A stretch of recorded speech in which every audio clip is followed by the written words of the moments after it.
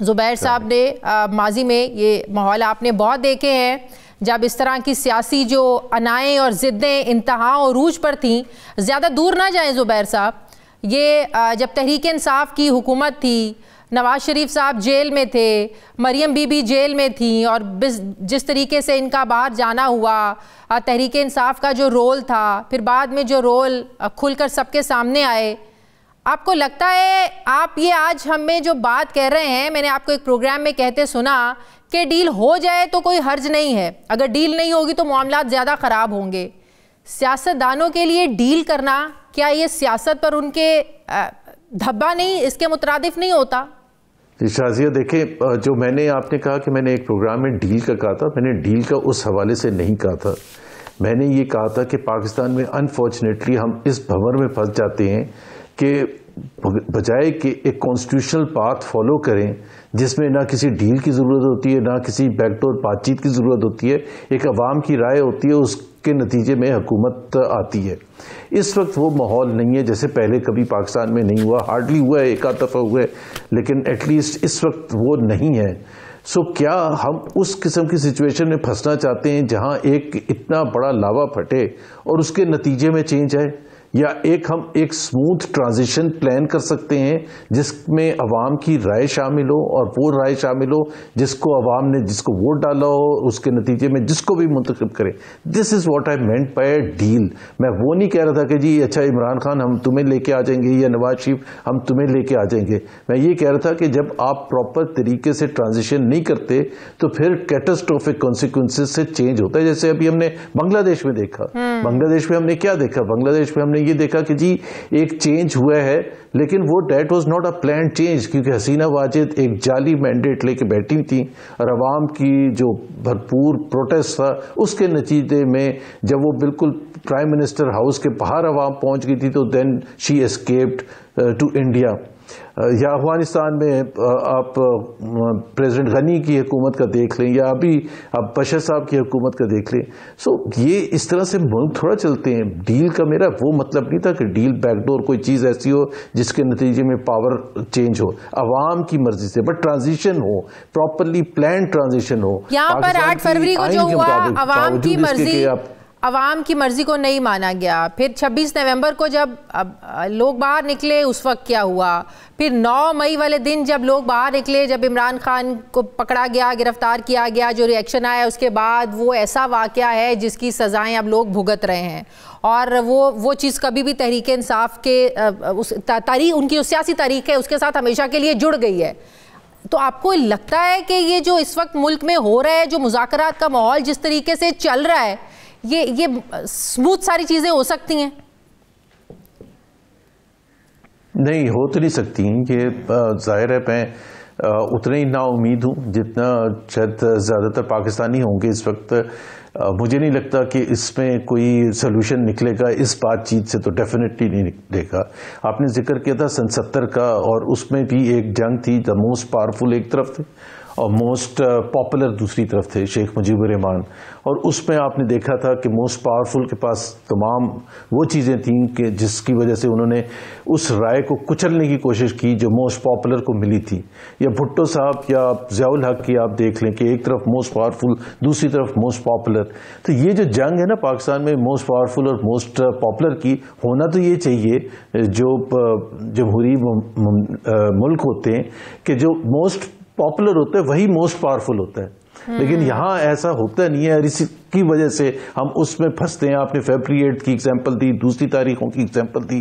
تو مجھے تو نہیں لگتا کہ یہ بات چیت سے کچھ بھی نتیجہ نکلے گا، بیکاز ایک کونے میں پھنس گئی ہے حکومت بھی، اور ایک کونے میں پی ٹی آئی بھی ہے. پی ٹی آئی کے پاس کوئی آپشن نہیں ہے سوائے اس کے کہ اپنی طرف سے کوشش جاری رکھے گی کسی نہ کسی طرح سے اس مذاکرات کی ناکامی آپ کو کیوں نظر آ رہی ہے؟ ایک فری اینڈ فیئر. کیوں آپ کہہ رہے ہیں کہ کیوں آپ نا امید ہیں؟ آپ نے نون لیگ میں 2 گروپس کی بھی بات کی، ایک مریم نواز اور ایک خواجہ خواجہ آصف کے گروپ کی بات کی جو مذاکرات کے ظاہر آپ کہتے ہیں وہ کہتے ہیں پی ٹی آئی کو دہشت گرد جماعت ہیں. دوسرا عرفان صدیقی صاحب کی آپ نے بات کی, وہ تو کہتے ہیں کہ جب ہمیں کمٹمنٹ کی تھی کہ عمران خان سے ملاقات کروائیں گے مذاکراتی کمیٹی کی تو کروانی چاہیے تھی. مطلب کہ ایک نیگیٹو جیسچر ہے پارٹی میں اور ایک پازیٹیو جیسچر ہے پارٹی میں. یہ جو گڈ کاپ بیڈ کاپ والا کھیل نون لیگ کے اندر کھیلا جا رہا ہے یہ اسٹریٹجی کے تحت ہوتا ہے, یہ کانشیسلی ہوتا ہے کہ لوگوں میں بھی تو ظاہر ہے اپنا ایک بیانیہ زندہ رکھنا ہے نا آپ نے.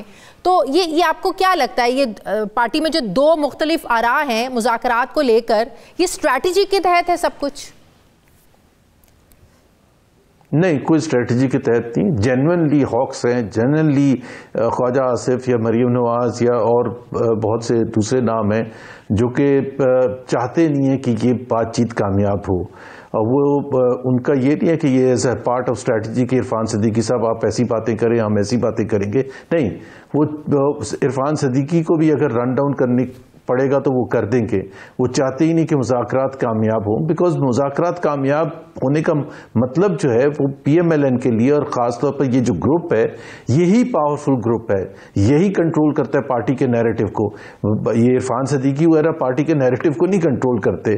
تو خواجہ آصف آپ کو پتہ ہے بہت سینئر ہے, مریم نواز ظاہر سی بات ہے one of the most powerful leaders in P M L N. اسی طرح سے باقی جو ان کے دوسرے ارد گرد ہیں, طلال چودھری صاحب ہیں, دوسرے لوگ ہیں, وہ ان کے لیے they are the ہاکس in the party اور وہ چاہتے ہیں کہ جی اسی طرح سے سلسلہ چلے اور پی ٹی آئی کو کمزور کیا جائے. یہ مذاکرات اگر کامیاب ہونے ہیں بقول نون لیگ کے, اگر اسٹیبلشمنٹ آن بورڈ ہے تو اگر ادھر دوسری طرف ارادہ ہو گیا کہ مذاکرات کو کامیاب کرنا ہے یا پی ٹی آئی کو کوئی ڈھیل دینی ہے تو پھر خواجہ آصف ہو یا مریم نواز پھر کوئی کچھ کر نہیں سکتا. یہ آپ کو بھی پتا ہے. جی وہ بالکل آپ کی بات صحیح ہے, لیکن ایسا کوئی ماحول نہیں نظر آ رہا کیونکہ ظاہر سی بات ہے اس وقت اسٹیبلشمنٹ کی طرف سے جو بھی ہم ٹی وی پر بھی روز سنتے ہیں اور ڈسکشن بھی ہوتی ہے اور کچھ ایسے لوگ ہیں جو کہ اسٹیبلشمنٹ کا پوائنٹ آف ویو بتاتے ہیں کہ یہ 2027 تک کچھ بھی نہیں ہو سکتا اور بھول جائیں, بلکہ اگر اس سے بھی زیادہ شدت آئے کہ آپس میں جو کنفلکٹ چل رہا ہے, کنفرنٹیشن چلتی ہے پی ٹی آئی اور اسٹیبلشمنٹ کے درمیان. So establishment obviously is the most powerful. اور جو لوگوں کی سوچ ہے جو اظہار کرتے ہوئے بہت سے لوگ میرا خیال ہے اتنا اوپن نہیں ہوتے ہیں ایٹ لیسٹ الیکٹرانک میڈیا پر, لیکن حقیقت یہی ہے کہ establishment is the most powerful. وہی فیصلے کرتی ہے. اگر وہ اس وقت مجھے نہیں لگتا کہ ان کا کوئی موڈ ہے کہ کسی قسم کی بھی ڈھیل دینے کا پی ٹی آئی کو. وہ چاہتے ہیں کہ یہ جو پریزنٹ حکومت ہے شہباز شریف کی یہی چلے اور اسی کو کامیاب کیا جائے ایز مچ ایز پاسبل, معیشت ان کے تھرو درست کی جائے تاکہ کسی نہ کسی طرح سے پی ٹی آئی کی جو پاپولرٹی ہے اس کو کمزور کیا جائے. اب دیکھیں نا القادر ٹرسٹ کیس کا فیصلہ وہ آگے ہوتا جا رہا ہے, پھر 9 مئی کے مجرمان کی سزاؤں میں معافی, اس کو تو کسی اور رنگ سے دیکھا جا رہا تھا. پی ٹی آئی کے لوگ بھی کہہ رہے تھے ہمارا اب ہنسنے کا نہیں کہہ کے لگانے کا وقت آ گیا. وہ تو اس طرح کے جسٹس دے رہے تھے جیسے کوئی پس پردہ بات چیت ہو رہی ہے, اور کہا بھی جا رہا ہے کہ پس پردہ بات چیت کو کامیاب بنانے کے لیے, مذاکرات کو کامیاب کرنے کے لیے بشرا بی بی ایک بڑا اہم رول پلے کر رہی ہیں. تو پی ٹی آئی تو بڑی پازیٹیو ہمیں لگ رہی ہے ان مذاکرات کو لے کر. نہیں, میرا نہیں خیال ہے کہ ایسی کوئی بات ہے. پی ٹی آئی تو اگر کوئی ایک حقیقت سامنے آئی ہے پچھلے چند ہفتوں میں تو وہ پی ٹی آئی کی کمزوری ہے. دیکھیں نا, پی ٹی آئی کو میں اس حساب سے بلیم نہیں کرتا, لیکن جو 26 نومبر کو جو ہوا اس کے بعد ایک چیز پی ٹی آئی کو بھی سمجھ آ گئی کہ یہ عوام کو باہر لانا اور عوام سٹریٹس کے تھرو اس حکومت کو گرانا آلموسٹ ناممکن ہے. ہو تو سب کچھ سکتا ہے لیکن فی الحال ایسا کوئی چیز نہیں ہونے والی. ورکرز کو آپ باہر نکال کے گولیاں تو نہیں ان کے اوپر چلوا سکتے ہر وقت.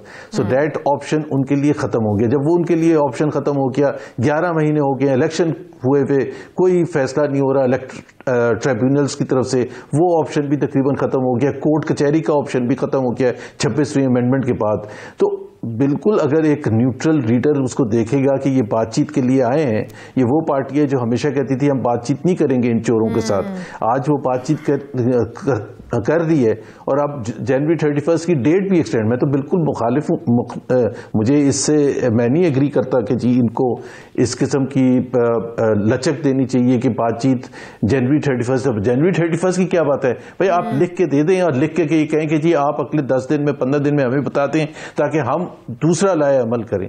تو فی الحال تو پی ٹی آئی کی اگر ایسا جو آپ ایسے مذاکرات اور ایسی سٹنگز کا بہت حصہ رہے ہیں، ظاہر ہے نون لیگ میں آپ نواز شریف صاحب مریم بی بی کے بڑے قریب رہے ہیں، اگر پی ٹی آئی لکھ کر ہچکچا رہی ہے، لکھ کر دینے میں ہچکچا رہی ہے تو اس کے پیچھے آپ کو کیا وجہ لگتی ہے؟ نمبر 1. نمبر 2، حکومت کے پاس اختیار نہیں ہے کہ وہ پی ٹی آئی کی مذاکراتی کمیٹی کو عمران خان سے ملنے کی اجازت دے دیں؟